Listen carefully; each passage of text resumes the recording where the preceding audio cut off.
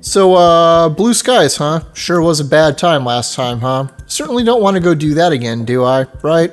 There certainly couldn't have been any possible mistakes I made on my part, right? Like, not looking in the quest book and seeing that I get keys for rewards for just finding a key to begin with, so I didn't need to cheat one in there. Or not looking further ahead to the next dungeon where it tells us we can get keys. And the absolute worst part, they're not even expensive. Although it does look like there's a limit to them that I can buy at a time, so maybe I need to go spend some more stuff. Maybe he works like a normal villager, I don't know. I think I'm going to go shrink him and give him a home in the village, though. Yep, you. Let's go. Alright, and I think you know what comes next, right?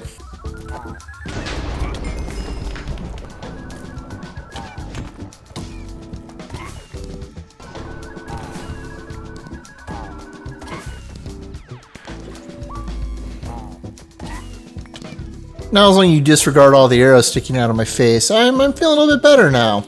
I suppose we should see if he actually gave us any decent loot, though. Alright, so a couple of the bags were uncommon, and we got some more arcs. It looks like they're all movement arcs, so these uncommon ones give 15%. Yep, they're all movement ones. Wonder if I can stack them or not. Yep, looks like I can only use one, so that's a whole bunch of redundant stuff. Got a whole bunch of materials and a couple more spears. Some with possibly interesting stats on them, but probably not. And these just seem like they're basically just tridents with loyalty built in so they come back.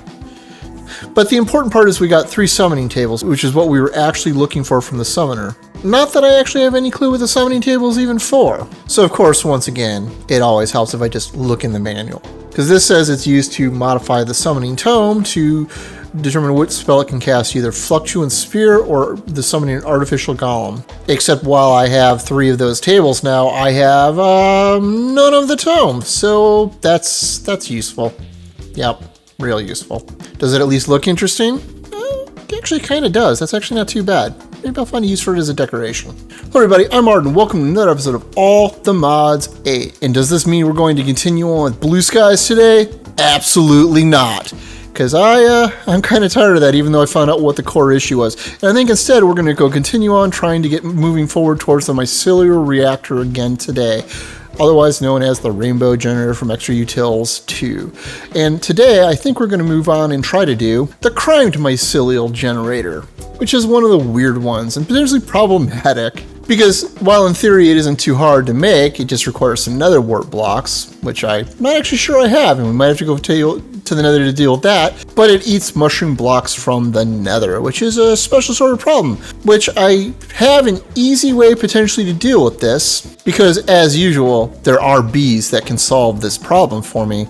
But this particular bee has an issue. Because if we go to the bee conversion, you can see that we can turn a warp Shroomby into a brown Shroomby, a red Shroomby, or a crimson Shroomby. And if we look at any of the rest of these, they all say the exact same things. They convert between each other, which doesn't exactly give us a way to make a Shroomby, does it?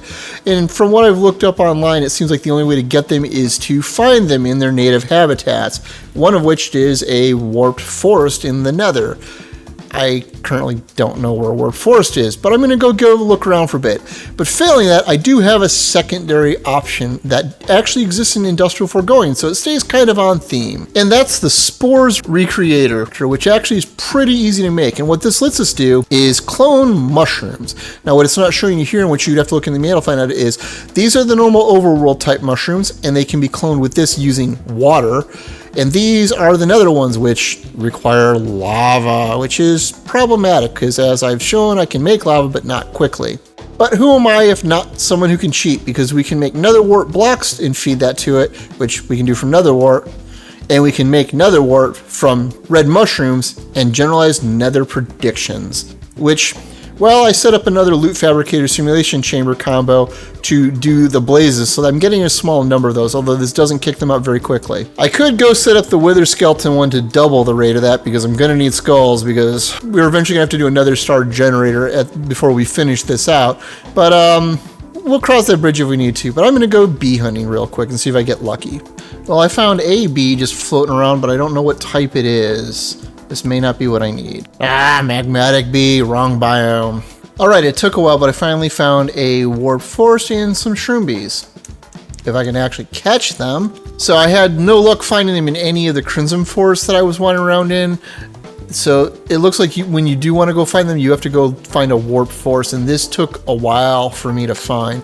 That said, all of those gray arrows on the compass are mostly bees. As you can see, there's another one right there.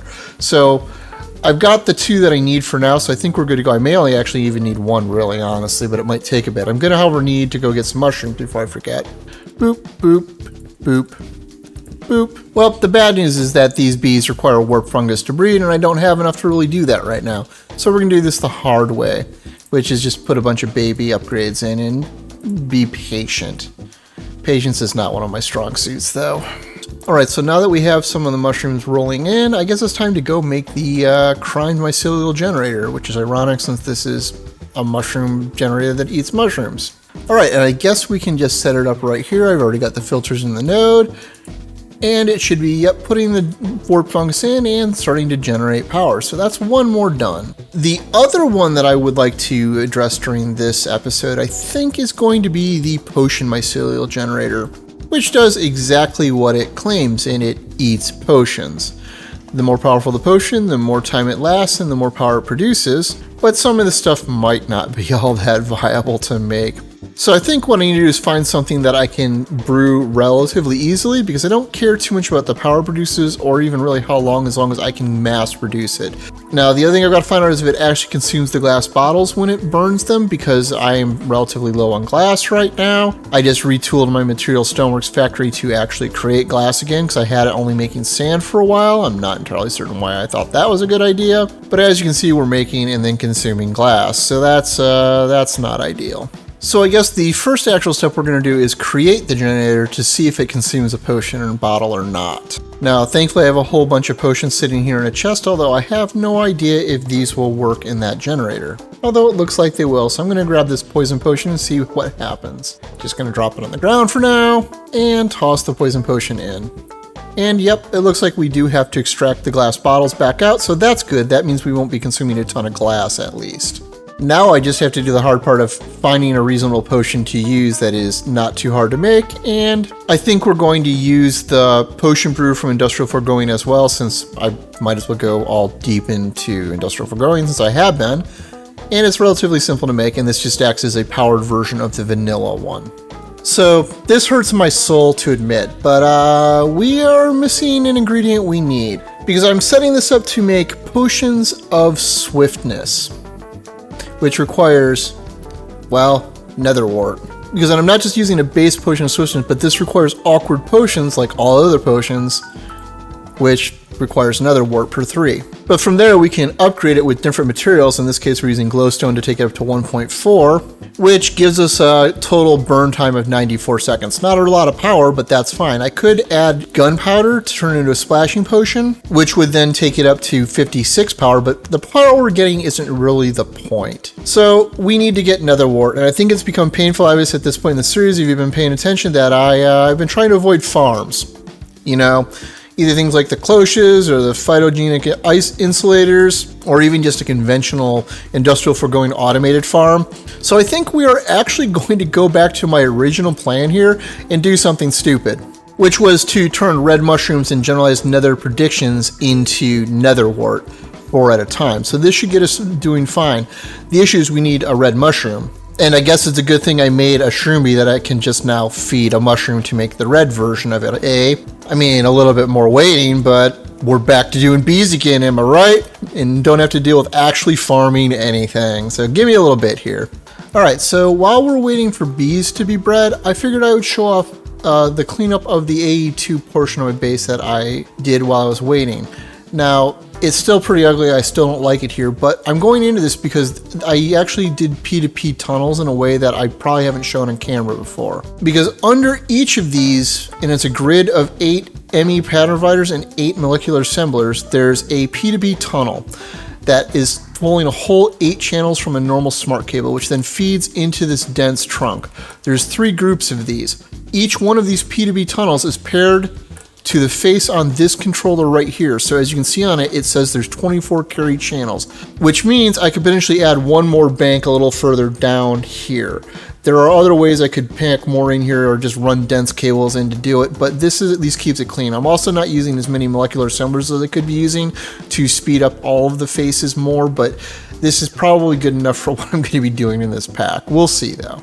The mushrooms are also proving to be a bit of a problem because I have maxed out my centrifuge capacity. The draconic production upgrades have proving to be a problem. Because as you can see, I changed all of this to feed whatever we have into any open centrifuge here. But as you can see, it doesn't always get all the way down here because, well, this one has 6,000 combs of some sort. This one has another 2,000-ish here. And then there's just thousands over here. It's slowly burning through all of them, but I really probably need to find some way to squeeze some more in here. I probably need to retrofit the whole thing to use laser IO, so I can just add like a second bank where all of those pipes are, or maybe a third bank and raise the drawers up. I don't know. I need to stop and think about it and actually go do something about it sometime soon.